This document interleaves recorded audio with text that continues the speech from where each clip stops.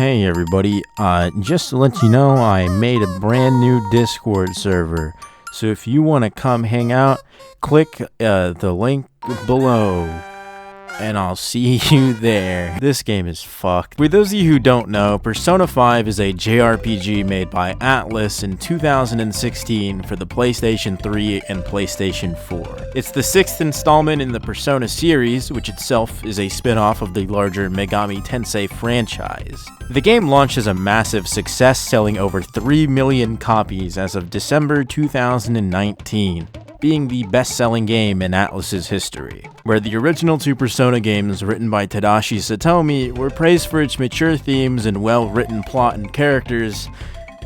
For the most part, the recent games, directed by Katsura Hoshino, are praised for having a really awfully implemented anime social simulator with day-to-day activity and a really cringe dating sim mechanic called Social Links.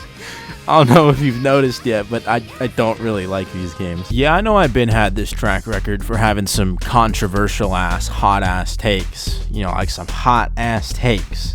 You know, like some hot ass takes. This joke is not funny anymore. But this is one that I've been holding down for years. Since 2016, I've had a mad grudge with Persona 5.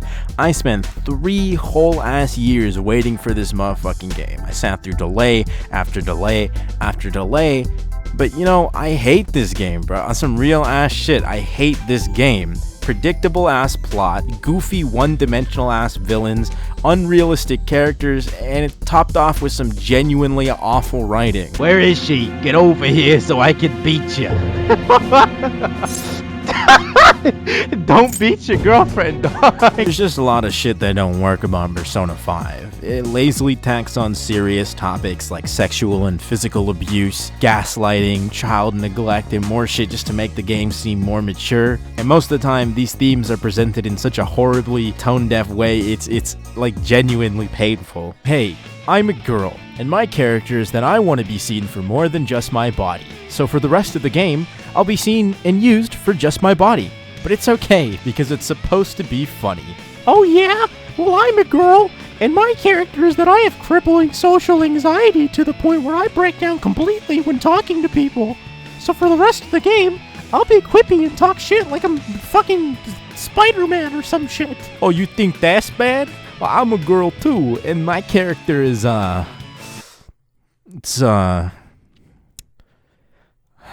it, never mind. I don't even know why I showed up today. A lot of the characters in the game are written so poorly that the messages and arcs presented through them just fail to reach any kind of realistic audience and just winds up being some generic anime cliche cardboard cutout type shit, which I guess is excusable when your target audience are teenagers who can easily project their own non-existent issues and character traits onto them. Why even try making well-developed and realistic characters when you can just say fuck it and let the players fill in the blanks for you, am I right, boys? And I know a lot of people don't see these overused archetypes as an issue, but when you reduce characters to the same one-dimensional tropes that you see all the time, it kind of makes it hard to see these dudes as anything but walking cliches, especially when the older titles in the franchise already showcase that you can create a meaningful plot around fully realized, very human characters. But you know, those games don't sell well compared to these ones, so I'm very certain we'll never see a compelling and actually mature game like that ever again from this franchise. And you know, please keep in mind that when I call this game bad, I mean bad by the standards made by Atlus in their games before this one.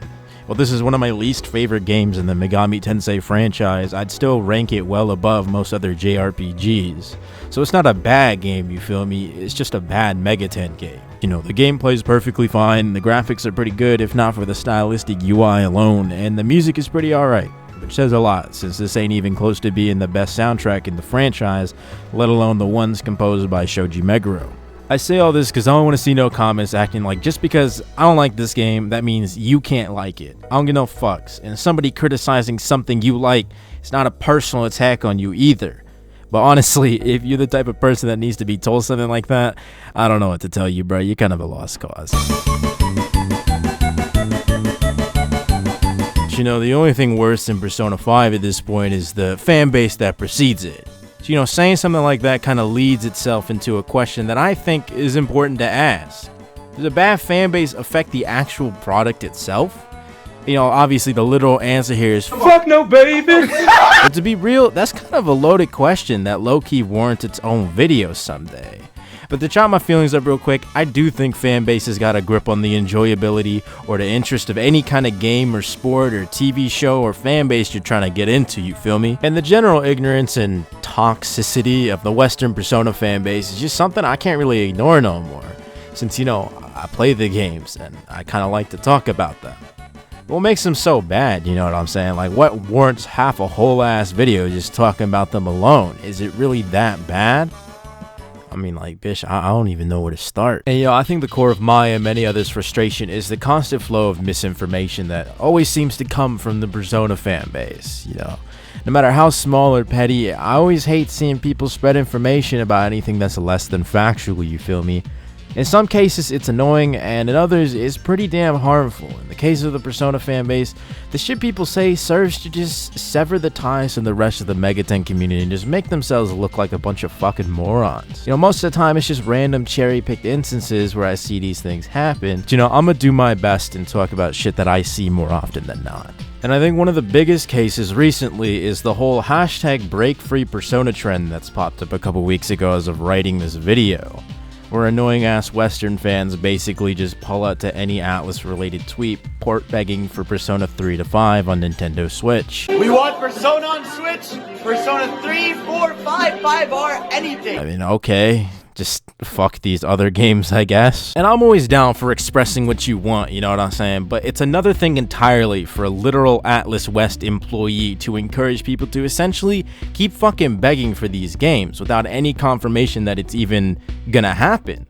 So now we have absolute morons spamming Atlus Japan's tweets completely unrelated to Persona with this dumbass hashtag, and I just kind of think that's disrespectful as fuck. The 2019 Atlus JP consumer survey was completely ruined by Western media outlets reporting on it like it's something new when they do this every fucking year to gauge what their target audience expects from them in the future.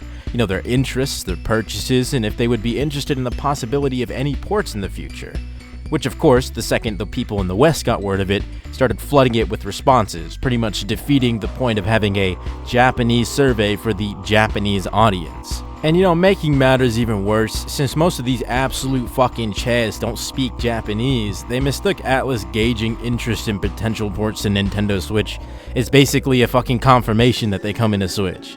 And, you know, did y'all even know that Atlus West had their own survey for us? Because I sure as fuck didn't. I see nobody talk about it because gaming journalists in the West was too busy, you know, sticking their nose in the business of Atlus Japan's survey, which wasn't made for them, in a language they don't know, for people that aren't fucking us. Like, fellas, I don't know if y'all notice, but Atlus is a Japanese company that makes games for a Japanese audience.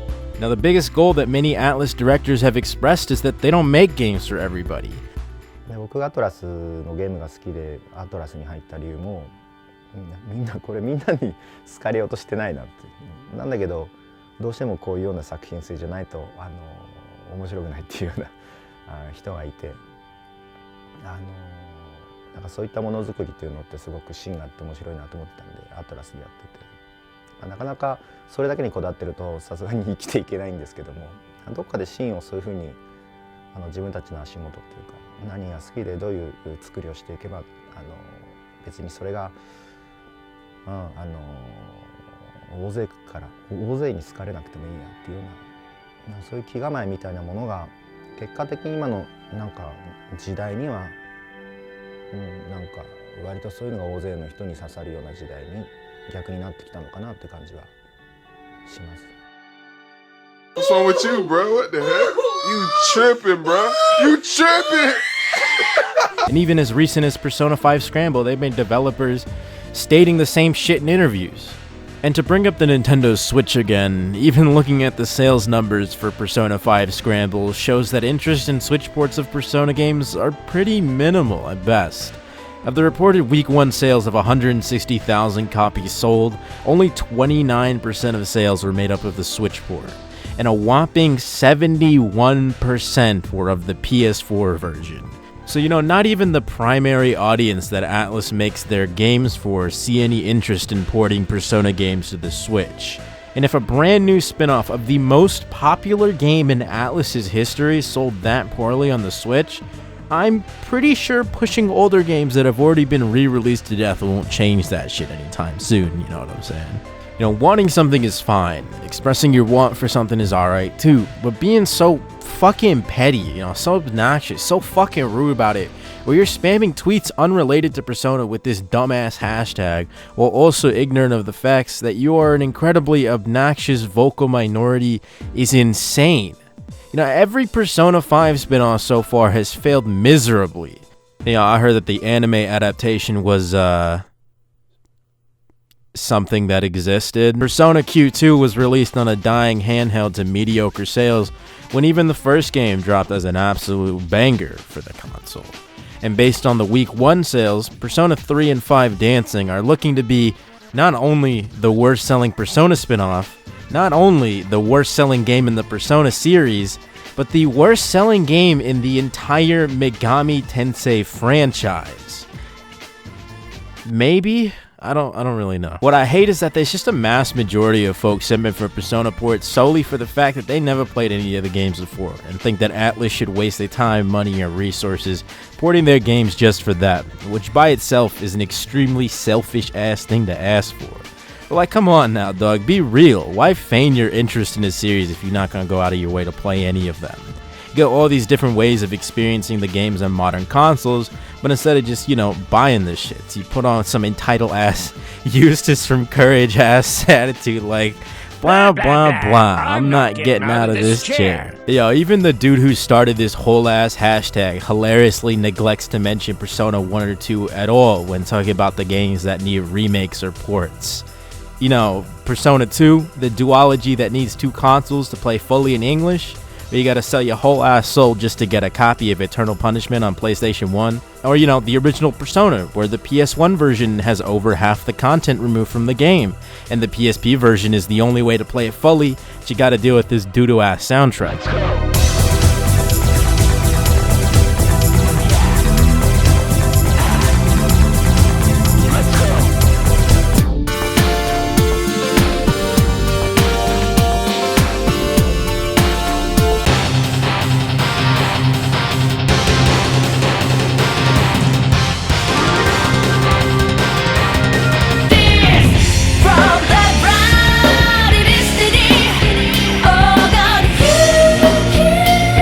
Now, there's a whole gang of Megami Tensei games that need ports or some kind of virtual console re-release.